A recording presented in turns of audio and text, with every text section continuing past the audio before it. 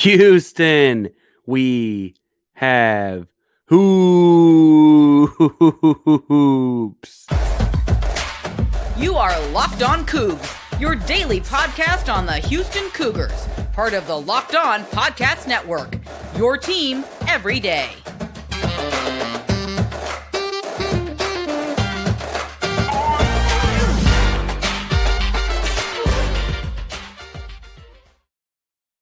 Welcome to Locked On Cougs, daily podcast about your Houston Cougars. I'm your host, Houston-born teacher and coach, Parker Ainsworth, here to break down all things Cougs. If you're a U of H fan or just a hater who came to stop by, please be sure to subscribe down below and download the podcast each day for the latest on the Cougs all year long. If you're subscribed, our show should pop up in your feed each day, so you can be sure to make Locked On Cougs your first listen of the day. Welcome to the YouTube channel. If you're new here, welcome in. Make sure you hit that subscribe button. It's nice to be able to see one another once again. If you're not new, be sure to subscribe to the channel anyway. Like the video, leave comments. Remember, every 250 subscribers, we're giving away something for free. I just got some Marcus Sasser t-shirts. Here's my guys on Instagram. We're gonna probably talk to these guys at some point too, but these are pretty sweet. So, you know, if we get 250 subscribers, you may get one of these. See that? I guess the audio audience. Anyway, go to YouTube. See that? Right? We're going to be giving away those kind of things potentially if we get 250 subscribers. So make sure you subscribe so we get there to be eligible to get that gift or that, prize. You do have to have commented as well. If you can't think of anything to say, today's question is, tell us if a pizza is a pie. All right. So in the first segment, we're going to do a lot of in all today's show, we're going to preview the game between the U of H and our neighbors across the street, Texas Southern. The game is tonight. This is a Wednesday show. The game is tonight. In the first segment, we're going to kind of preview what the game could look like, what Texas Southern looks like. In the second segment, we're actually going to bring on guest of the show, Darrion. Darrion runs the Locked On HBCU podcast. He's a Texas Southern alum. He's really, really high on the Tigers. And frankly, there's parts of it, talking trash already with him a little bit that I'm a little bit worried about. So we'll hear from him in the second segment. And then the third segment, we'll hear some about from the media availability that Coach Sampson was able to have with both after practice on Tuesday and then after the game on Monday night against Oral Roberts. And so I think that kind of, ought to hopefully lead us up to what we hope is a big Houston Cougar win over Texas Southern on Wednesday night. First, and just previewing this and kind of looking at some very general statistics, I think it's worth pointing out that TSU coach Johnny Jones and Kelvin Sampson seem to be very friendly with one another. Both have very high things to say about one another, and both run very disciplined, similar programs. And I think that's always interesting to see. In looking at the TSU Tigers, they have a 5'10" guard by the name of P.J. Henry from Shadow Creek High School in the Houston area. And frankly, that dude is a lightning rod. He scores a lot of points. He will be giving Jamal Shedd and Marcus Sasser all they can handle. I say that we obviously saw Jamal Shedd play tremendous defense on Monday night against Oral Roberts. We don't need to revisit that. You can check out the video down below. We talked about that one on Monday night itself, so you could have heard that Tuesday. But I will say that I think interesting enough that in college basketball, we can run into these guards, and March is won by guards. And so it seems like we're stacking up teams in the preseason or pre-conference season, I should say, full of quick guard play. Guy averages over 20 points a game, can really flat score at just 5'10". I mean, think about the way you got to be able to play to score. His tape is very, very quick. They have a big, I say big, he's 6'9", so it's big for most places. Texas A&M transfer named John Walker, who is a double-double kind of big man. He's not going to give you 30 points a whole lot of times, but he's going to break 10 on putbacks itself. He is a big, strong kid, and I think that Houston's kind of got their work cut out for him with that. I think it's the kind of thing that will probably draw the Jaywan Walker, the Jaywan Roberts matchup, not the Jarris Walker matchup. But I guess we'll see what Sampson then want to do as well. Jordan Nichols is a big hustle guy. He may also get the Jaywan Roberts matchup, and they have both he and Jordan Nichols and John Walker on the same time. I guess you could see Jaywan Roberts kind of guard one and Jarris Walker guard the other, but I kind of feel like you only get one of them on the floor at a time because they have to be able to cover Charis Walker out of the perimeter, have to be able to cover Tremont Mark out of the perimeter. We saw what happened if you can't do that on Monday against Oral Roberts when Tremont Mark had his 23-point outing. This is not some like scrub of a team. They played Oral Roberts fairly competitively on Tuesday night. The game got away from it at the end, but it was competitive for a majority of it. They also beat Arizona State last weekend, played Texas Tech relatively competitively. They have us on Wednesday night. They have Kansas next week. Like, they have a slate of Power 5 teams, and they don't just schedule lightly. They also are like always favored to win the SWAC. And so, like, theoretically, this is a good basketball team, the city of Houston. And frankly, they have a ton of Houston area talent, right? As they count this, I got 1, 2, 3, 4, 5, 6 guys from the greater Houston area. And that's I think really important, because kind of like Houston is a team, you know, the hashtag is for the city. So is TSU in a lot of ways. One notable they have from not the Houston area is a kid named Shaquille O'Neal, son of Shaquille O'Neal, that guy's son. He's 6'7", listed at 6'7", $185. He doesn't get a whole lot of minutes because he's getting around 9 or 10 minutes a game. Not quite the impactful guy yet, but certainly could turn into one. And frankly, you know, I'm maybe jinxing it. Maybe Houston turns into that team for him. But if I'm the guy that's jinxing it, they probably need to give me a new job. And speaking of new jobs, these days, every potential new hire can feel like it's a high-stakes wager for your small business. You want to be 100% certain that you have access to the best qualified candidates available, and that's why you check out LinkedIn Jobs. LinkedIn Jobs helps you find the right people for your team faster and for free. Once you find your LinkedIn.com's job page, you can add your job and the purple hashtag hiring frame to your LinkedIn profile. Spread the word that you're hiring. Simple tools like screening questions make it easy to focus on candidates with just the right skills and experience, so you can quickly prioritize who you'd like to interview and hire. It's why small businesses ranked LinkedIn Jobs #1, delivering qualified candidates and hires versus leading competitors. LinkedIn Jobs helps you find qualified candidates that you want to talk to faster. Post your job for free at linkedin.com/lockedoncollege. That's linkedin.com/lockedoncollege to post your job for free. Terms and conditions apply. All right, so I'm going to try and do this correctly, folks. Bear with me. We have Darrion on to talk to us from Locked On HBCU. So, without further ado, Darrion, come talk to us about the Tigers. All right, we are joined for our Texas Southern basketball preview by none other than Texas Southern alum, also known as the host of the Locked On HBCU podcast, Darrion Gray. Darrion, how are you doing today? I'm doing great, man. You reached out, so let's talk about TSU versus UH, and I wasn't going to turn down an opportunity to come on another Locked On show. You know, I look at us like family, and then you got the UH-TSU connection. That's just family. So I wasn't going to pass up on this opportunity. For sure. And I think it's interesting. You're not just host of Locked On HBCU. You are a Texas Southern alum. Talk to me a little bit, like, what was it like going to Texas Southern? And you're in the heart of Houston. Houston's a very unique city. And obviously that's a crazy different experience than like any other school in the state of Texas, really.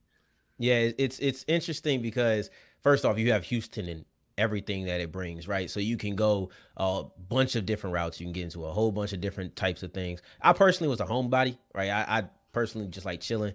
Like, I like staying to myself for the most part. But then when you look at sports and, you know, to transition, I guess, into what we're talking about, it was always an interesting time because football season wasn't typically the greatest. Shout out to my Tigers for really stepping it up this year, but it wasn't typically the greatest. So as an athletics fan, this was around the time that I got excited. I'm like, oh, okay. So it's getting into November. We're approaching Thanksgiving. We're approaching Christmas. Now it's time to get excited because TSU is one of the better HBCUs in basketball across the country. So I always knew that every single season was going to be a treat. And honestly, I can't think of a season in which I wasn't excited or entertained throughout the year.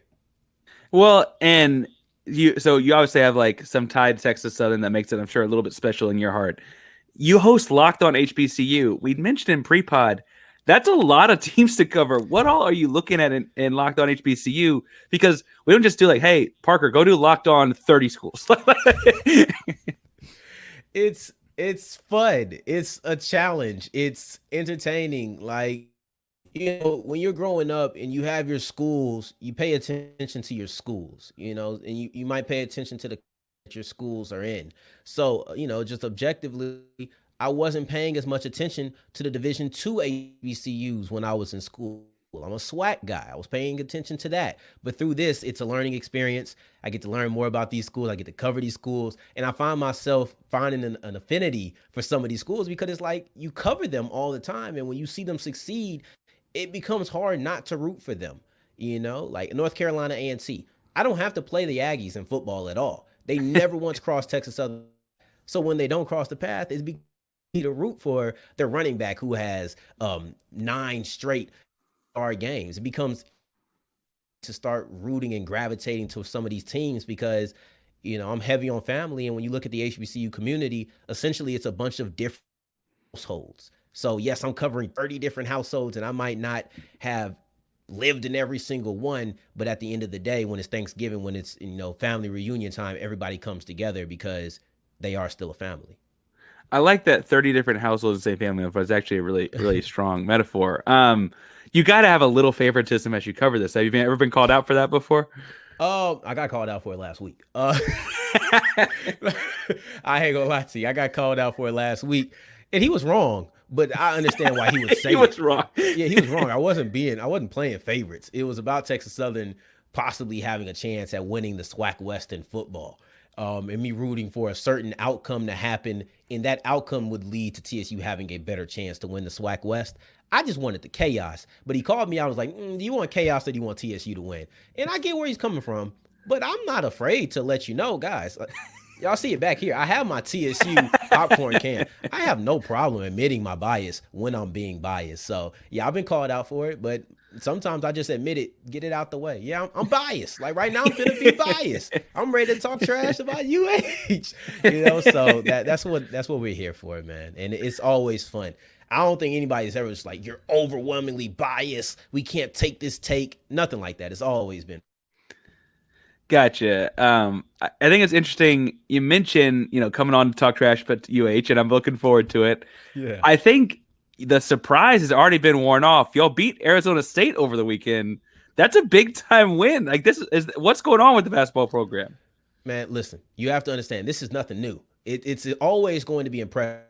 Down on Monday's episode about Texas Southern beat Arizona State and they beat Florida last year. So knocking off Power 5 conferences, it's not like it's never happened for the Tigers before. It's always exciting though. It doesn't matter. So even though we beat Arizona State on Sunday, if we were to turn around and knock off Houston on Wednesday, it's going to be the same exact excitement. It's not going to be, oh, well, you know, TSU, they did it again. No, it's going to be TSU did it again. Are we ready? Are we excited? So this game is going to mean so much. These teams haven't faced off since 2012. So it's been a decade since these two teams have faced off. Oh, they're around the corner and down the road. They are walking distance from each other, and they just don't mesh often. They just don't. And it's going to be an exciting time. And I promise you that if it's the Fertitta Center now, right? We were talking about that before, but I think it's the Fertitta Center now. It's going to be jumping because TSU is going to be there. UH is going to be there. Everybody's going to be there because it's not a far distance. It's basically like a home game for both teams. Completely. You almost wonder if they could like sell out like where the Rockets play at Toyota or something. That would be crazy. That would be nuts, right? Maybe we'll get there one day. You mentioned TSU is a strong basketball program. They're not going to surprise Coach Kelvin Sampson, the Cougs, so they did just knock off Arizona State. But as those guys are watching film, who at TSU will they be paying attention to? Who should the listener and I be looking out for? So if you're looking offensively, I don't think that TSU goes with a solo star offensively. I don't think that's what their plan is going to be. It definitely wasn't their plan last year. That's kind of changed over Johnny Jones's tenure. It used to be where you had some premier players, and really even before him, you had Zach Lofton, you had Trey Jefferson, you had Jeremy Combs, you had solo stars. I don't think Jefferson won it, but two of those three in Combs and Lofton won SWAC Player of the Year. It used to be like that. Now it's more of a team. Now you have PJ Henry and you have John Walker, who are going to be two of your better scorers. They both put up 20 points twice this year in both the first game and then also the upset over Arizona State. But then you also look at Jordan Carl Nicholas on the defensive side. He's not a big scorer, but he's going to be a heavy defensive stalwart along with Walker. But mostly him. He's the preseason SWAC Defensive Player of the Year. And to me, those are the three players. That triumvirate right there are the guys that you need to watch for on both sides of the floor, because they do love their big men and they love to run. And if Jordan Carl Nicholas gets to running the floor, it's liable that they're going to throw the ball up. They will. They like to fly. They like to move fast. And unless something has changed over this last summer, those are the things that you should watch out for, because those three right there did that last year, and they're just returning again to continue where they stopped. Well, and Kelvin Sampson's always really good to give praise to guys that have returning college players. College experience is important to him, and I think he'd tout that as well. I say I bring a crystal ball out. TSU does win. We wake up on Thursday morning and we're all doing in Houston, the listener and I are like, oh my God, what's going on? And you're sitting there fairly confident. What happened? What has to happen for that to happen? You're asking what does TSU need to do to win? Or okay. TSU has to make sure they get offensive rebounds. There's something that they're really good at, but I feel like when you're the underdog, you're not expected to just shoot great from the field. It's fantastic if you do, but a lot of times that's not exactly what is expected from the underdog. You're probably going to miss some shots, but if you get second chance points, and to get second chance points, you have to get offensive rebounds. If you get second chance points, you're going to have a better shot at winning the game. You even look at some of the pivotal plays against Arizona State, whether it was the game winner. The game winner was a missed shot, then a missed tip-in, and then finally a completed tip-in. So that's 2 offensive rebounds, and even if you want to say third chance shots. You had the game-tying shot at regulation. That came off an offensive rebound. These aren't accidents. You have to make sure that you're scrappy. You have to make sure that you fight, and you have to make sure that you're giving yourself as many opportunities as possible. So if I'm looking for one key, is banging the boards, specifically on the offensive side, so that you don't, you want to have second chance shots, and you also want them to not have that. So go ahead and bang the boards. Carl Nicholas, John Walker, go ahead and bang them boards so we can come out of here with the victory. And again, like, that's obviously getting multiple shots, especially Houston prides themselves on big defense, but if you get more shots, that obviously helps. This Houston game is obviously a very highly ranked opponent for TSU. It's not their only highly ranked opponent. What kind of things is TSU looking at for this season? Like, are they looking to win the SWAC? Are they looking at tournament berth? What kind of things are looking forward to this season for TSU? Texas Southern has been good long enough to where the accomplishments that or the goals that they're setting every single year is make it to the tournament. And it's realistic every single year. And that's not from, I said I'll admit my bias. That's not bias at all. TSU has won the SWAC, whether that's regular season or in the tournament, multiple years. They had a long playoff run, not in the NCAA tournament, but in a different tournament a couple of years ago. I believe that might have been my senior year, which was 2020 season, a season that ended in 2020. TSU every single year is expecting to be a good basketball program that if they're not winning the SWAC, they're competing for the SWAC. And then also going to get into the play-in tournament and then maybe winning a game there. They've won 3, and they're only the second HBCU in history. I read an article about this earlier today, actually. And they're the third or the second HBCU to win 3 NCAA tournament games. And yes, the play-in at first 4 does count as a victory for TSU. So they won a couple of those. But yeah, man, every single year, no matter what it is, no matter what's going on, the plan and the goal is always to win the SWAC. Everybody says that, but not everybody has a realistic shot. I can't remember the last time TSU didn't. Well, and they'll be battle tested. They had Texas Tech early. They beat Arizona State. We're talking about Houston. Houston's number 3 in the AP poll. They got Auburn on Friday, and then next week they got Kansas. I mean, that is as good a Power 5 slate as you can have in college basketball. I got to be honest. I might have felt more confident before they beat Arizona State the other day. We'll talk some about the game on Twitter on Wednesday night, I'm sure, Darrion. But where can people find you at and all your work at? If you're looking for me, you can find me on Twitter at South Exclusives. Go ahead and talk to us. It's South Exclusives with an S on the end. But always come on and join. If you're in the Houston area, you right down the road. Let's go ahead and talk TSU. I'll be on there breaking them down every single day. And when it comes to basketball season, you're going to hear a good amount of it. And this is a skilled basketball team. So even if you're not a TSU alum or a TSU fan, or even if you're not an HBCU alum or an HBCU fan, man, come on and have these conversations with us, because it's always fun. Like, we come on here, we talk sports. Same with Parker. Like, we talk sports. But we have fun too. I'm making a point to make myself laugh during the show. Like I'm talking to a camera. Like you can't technically laugh, but to make myself laugh. I'm here to enjoy myself. I talk for 25 minutes, 5 days a week. You think I don't want to have fun? So come have fun with me, man. It's really that simple. But yeah, follow me on Twitter at South Exclusives in the show Locked On HBCU. Again, Darrion's covering HBCUs across the country, doing it very well. Got a lot of work to cover. And frankly, it is fun. So I'm glad to have you on, Darrion. Thank you so much. I'm looking at talking a little trash on Twitter Wednesday night, and we'll hopefully both wake up in a good mood on Thursday. Fingers crossed. I hope I wake up better than you. I appreciate it, Parker. All right. So we'll see who's waking up better than one another tomorrow night. Thanks again to Darrion for coming on. First, before we go on too far, I think there's probably some friendly betting and wagering that has to happen on this game. Maybe he and I will talk over the course of Wednesday night about what that looks like.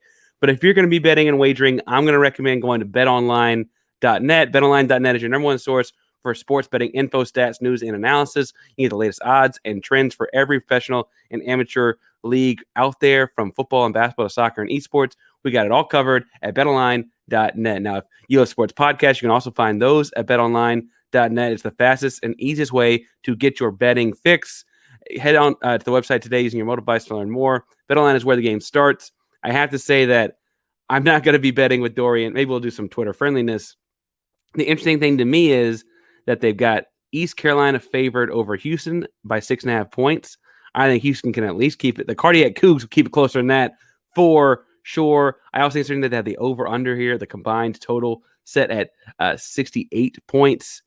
I also think that these offenses are going to score more than 35 points apiece, and so I'm going to put that one up there as well. So I'm going to take the over. I'm taking Houston to keep it within that. They're going to be close to a touchdown. They've been close to a touchdown in every game all season, except for like one or two, right? And so I'm thinking I'm going to have Houston and the over at that point. Now, as I look at this, I think it's interesting. We heard from Darrion, and I think that like it's easy to get locked into what is our team going to do, what's our team going to do.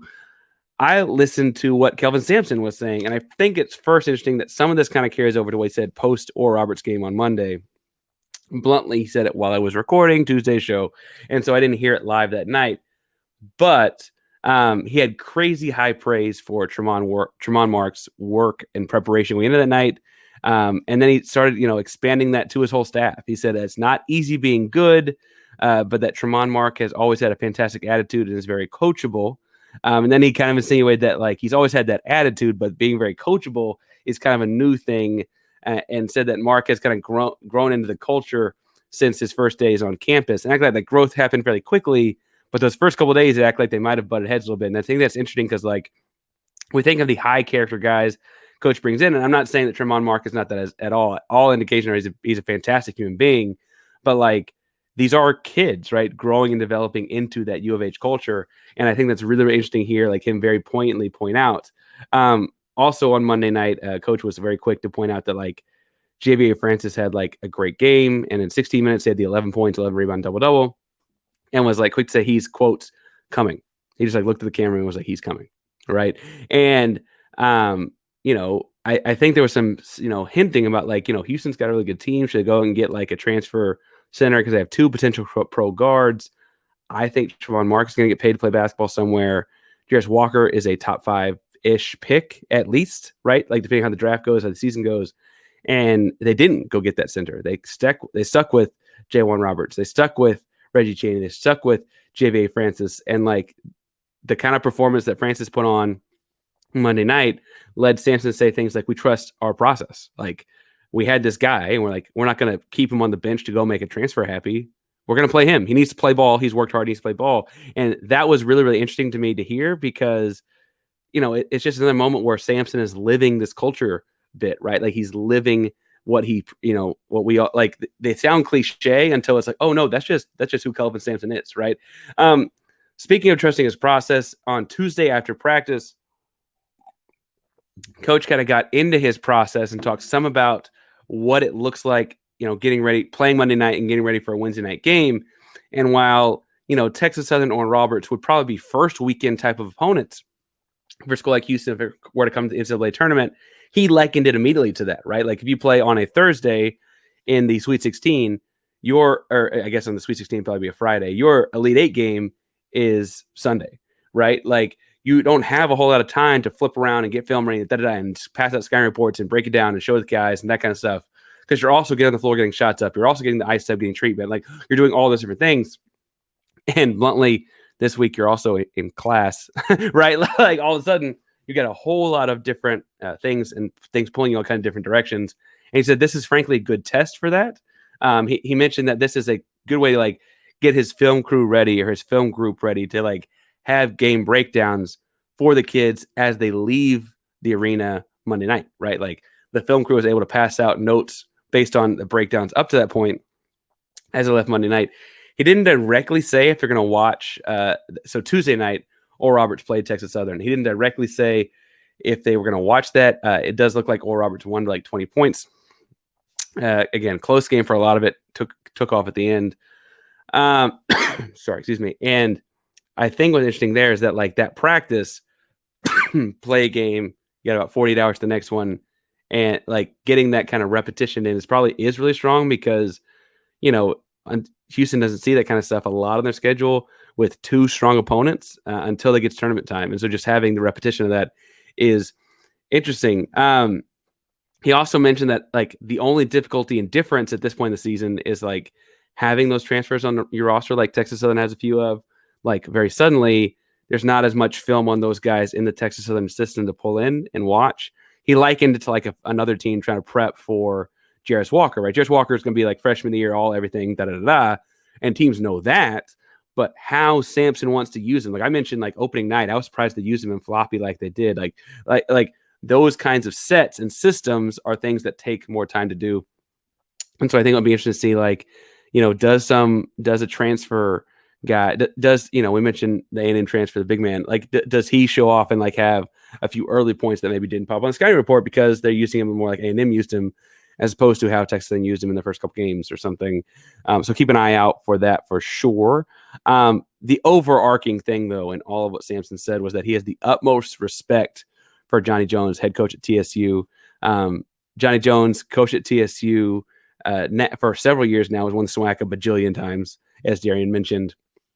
But before that, he was at LSU in Nevada, which, again, like big-time programs, big-time basketball.